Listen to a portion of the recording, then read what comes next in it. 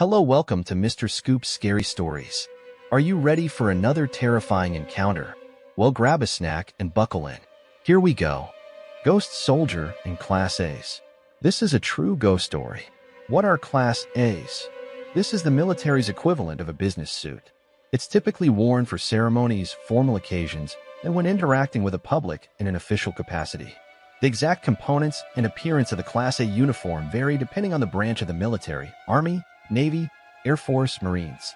It was in the middle of April 2010, and my unit was back in the States from Afghanistan, and we were demobilizing at Camp Shelby.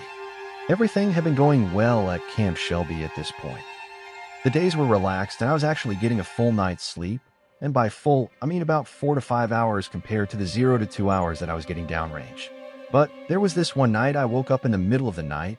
It seemed to be around 2 or 3 in the morning. I felt that I was awakened by something other than just my usual insomnia. I believe that I was awoken by a feeling that something was about to happen, but didn't know what. I looked around the barracks and I didn't see anything, but the feeling was still there. I stayed awake for a few more minutes, scanning the room before starting to drift back to sleep. As soon as I fell back to sleep, out of nowhere I felt this insane amount of pressure on my chest and saw a man with a pale face, black combed-over hair, with Vietnam-era Class A's pushing down on my chest. My first thought was, what the fuck? I was paralyzed, literally. I couldn't feel anything below my waist. I had this tight knot in my throat that kept me from being able to yell out or say anything. My legs had this numbing feeling, and no matter what I tried, I couldn't move them. It took me a second to realize what was happening, and when I did have the realization of what was going on, I freaked the fuck out. All I was able to do was just stare at this man holding me down, making it hard for me to breathe. He finally let off my chest and began what seemed to be violently shaking me by grabbing my shoulders, although I wasn't moving. This shit seemed like it was going on forever already. As he was shaking me, he started yelling something, but it was inaudible. Mouth just moving, no words coming out. At this point, the fear began to subside and was being replaced with pure anger. I just looked at him and mouthed the words, "Get off." As he was shaking me, his maniacal demeanor subsided, and he stopped to look at me with a look of confusion. I mouthed the words, "Get the fuck off me."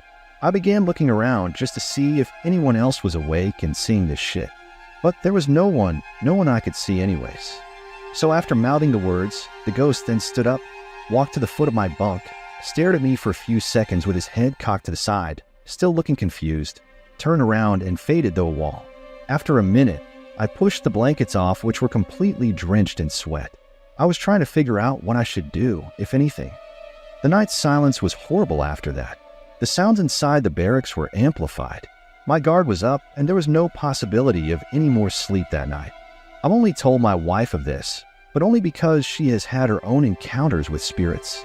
I still think about it now and then, chalking it up to be fatigue from all the stuff we did before and during the transit home, or maybe it was just a nightmare. A very vivid and realistic nightmare. I just don't know though. I am still not sure if what I went through was real, but I do question it quite a bit. Thank you for listening to this story.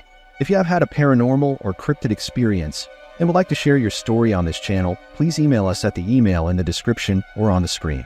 Also, please like, share, leave a comment, and subscribe.